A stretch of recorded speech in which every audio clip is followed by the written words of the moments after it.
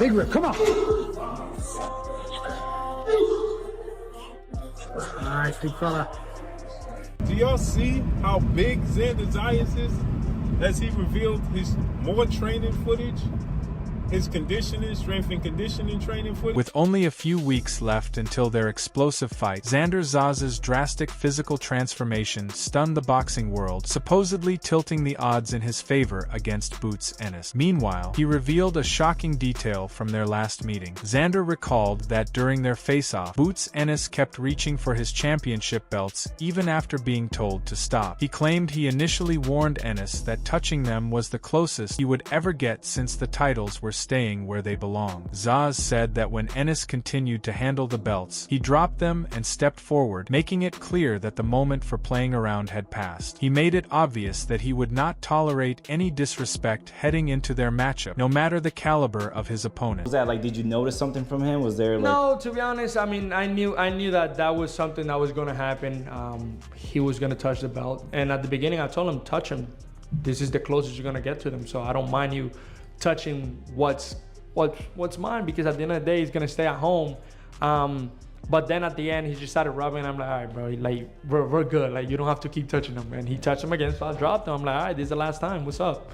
And that's about it. Shifting to his training, Zayas explained that his preparation had remained consistent with his previous camps, keeping the same atmosphere and enjoyment throughout. He mentioned that he enjoyed being in training mode with his close team around him while maintaining positive energy. Zayas acknowledged that adjustments were being made specifically for Boots Ennis, but he refused to share those details publicly since they were part of the strategy. He expressed full confidence that his camp had him ready for whatever challenges came his way. Camp, getting ready for it.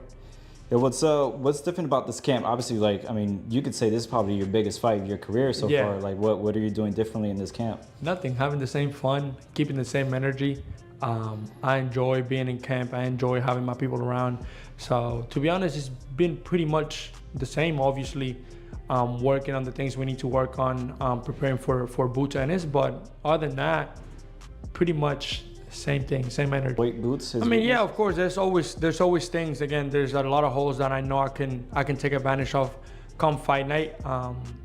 But don't want to discuss them on cameras because obviously it's part of the game plan. Adding on alongside his verbal warnings to Boots, Xander Zayas has been putting in painstaking work on the mitts and heavy bag to ensure he enters the ring as the sharpest version of himself. He has focused heavily on refining his stealth and hand speed, knowing that quickness and unpredictability will be key against a fighter of Ennis's caliber. Zayas has been drilling combinations relentlessly, aiming to catch his opponent off guard with bursts of fast, precise punches. The Puerto Rican champion appears determined to leave no stone unturned, believing that his preparation will be the difference when they finally square off. Come on. Nice, big fella.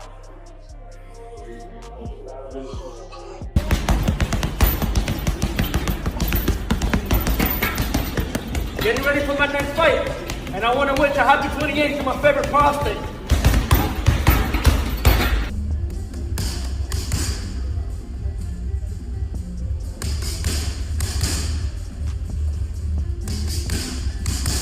On the other hand, Boots Ennis brushed aside the idea that Xander would present a serious challenge, claiming there was nothing his opponent did better than him. He asserted that he possessed superior speed, intelligence, power, and defensive skills compared to the Puerto Rican champion. Ennis predicted that a stoppage would occur during the contest, though he said he would not force it and would instead let it unfold naturally. He expressed unwavering belief in his own ability, stating he was ready to put his own money on the line because he knew exactly what would happen once they stepped into the ring. I think he getting better, but I think it's nothing he do better. Like I do everything. I jab better. I'm faster, smarter, stronger. I got more ability. Like our defense better, everything. So do you feel like, would you be satisfied if you don't get a spectacular stoppage with him? At the end of the night, it's all about winning. And as long as I'm winning, and which I know I'm going to do, and be victorious, on June 27th, I will be a 2-week division unified champ, so that's all that matters. But you want to make it spectacular. No, it's gonna happen. I'm just saying, if you playing hypothetical, you saying the knockout is gonna happen? The knockout gonna happen for sure. Oh, So I'm gonna let it come though. You can't go looking for it. But if I don't get it, that's cool. As long as we still looking good, that's all that matters. Get the win. Look good. You always bring up bets. Ennis has also been pushing himself to his limits in training camp, approaching every sparring session as if it were the actual fight. He has been dialing up the intensity, working relentlessly on his combinations, footwork, and defensive maneuvers to ensure there are no weak points for Xander to exploit. Boots has been seeking out top-tier sparring partners to simulate the pressure and style of his opponent, leaving nothing to chance. With his eyes locked on victory, he has made it clear that he is determined to leave the ring with his hand raised and his status as a unified champion cemented.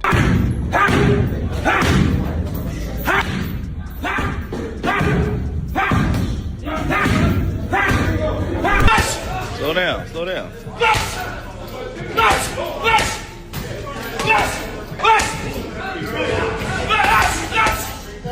In reaction to the physique attained by the young fighter, Blue Blood Sports was stunned by how huge Xander appeared in his latest training clips, noting that his frame at the junior middleweight limit was astonishing. He observed that even though both fighters shared the same listed height and reach, Zayas looked noticeably bigger and more physically imposing. The host highlighted that Zayas combined his size with good movement, sharpness, and in-ring intelligence, making him a genuine danger. He argued that Zayas would be a more difficult opponent for Boots than Virgil Ortiz, who he described as more predictable. Furthermore, see the size of unified WBO, WBA, junior middleweight Puerto Rican star, undefeated world champion Xander Zayas, who has 23 wins, no loss, no draw, 13 wins by way of knockout.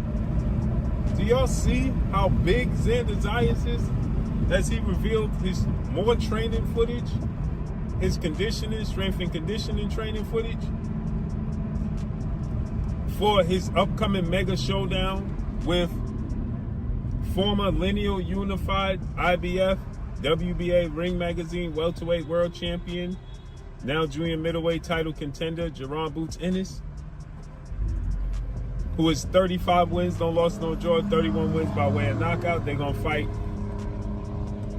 June 27th at the Barclays Center in Brooklyn, New York. Blue Blood declared that the upcoming clash between Xander and Jaron will expose the real level of both men. He pointed out that while each fighter was considered highly talented with future pound-for-pound potential, neither had faced a true test at the highest level. The host believed that standing across from someone with equal skill and ability would force both to dig deep and reveal hidden flaws. He stated that fatigue and pressure would separate the contenders from the elite, and fans would finally see where each man truly belonged. I can't wait to see what Xander unlocks in Boots and what Boots unlocks in Xander Zayas. That's what I can't wait to see.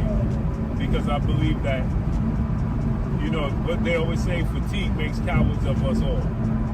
Fatigue makes cowards of all of us, right? Well, when you got a guy in front of you that's just as skilled as you and talented as you, right? He gonna reveal some things. He gonna reveal some things, and they gonna reveal some things in each other. We're gonna find out the truth about both dudes. We're gonna find out the truth about both guys come June 28th. We're gonna know the truth about both guys. Both guys are in a position where we believe they're uber talented and can be top 10 pound-for-pound best fights in the world. Expressing his views, Tim Bradley praised Xander for not avoiding a tough challenge and willingly agreeing to face someone as dangerous as Boots. He noted that Zayas had carried himself like a seasoned professional since his teenage years, never appearing overwhelmed by big moments. Bradley admitted that if he were guiding Zayas' career, he might have advised him to take a slower approach, but he respected the young champion's boldness. He stated that a win would immediately elevate Zayas into stardom, while even a loss would serve as a valuable learning experience. Xander is not afraid, and he truly believes in his heart that he can beat Boots. Truly believes in his heart. And it's going to be amazing to see what happens, man, on that night. It's going to be amazing to see. And if he can pull this off, oh my goodness. A new star is born. Yeah, you know, a new star is born for sure. Puerto Rico is gonna be going crazy because they know how dangerous this fight is as well. And so, and they respect the fact that this young man is willing to risk it all. So, you know, hey, he's young. He's 23. Hey, take a leap of faith. If he fails the mission too, I mean, he's still got a lot more years to go, right? It'd be a great learning experience for him as well. So I respect him. I respect both these guys. But I really respect Xander Zayas for, again. Meanwhile, while predicting the fight, Bradley gave Ennis a 60-40 advantage, explaining that he viewed Boots as the more naturally gifted fighter. He pointed out that Boots was at his physical peak at 28, while Zaz still had several years before reaching full maturity. Bradley acknowledged that Zaz was a smart and technical boxer, but he believed Boots had an extra level of athleticism and creativity. He predicted that facing a quality opponent like Zaz would push Boots to perform at his highest level. 60-40. Okay. 60-40. I 60-40. I think Boots is just, I think he's more talented. I think he's more talented out of the bunch, and I think that Boots right now is right in the midst of his prime.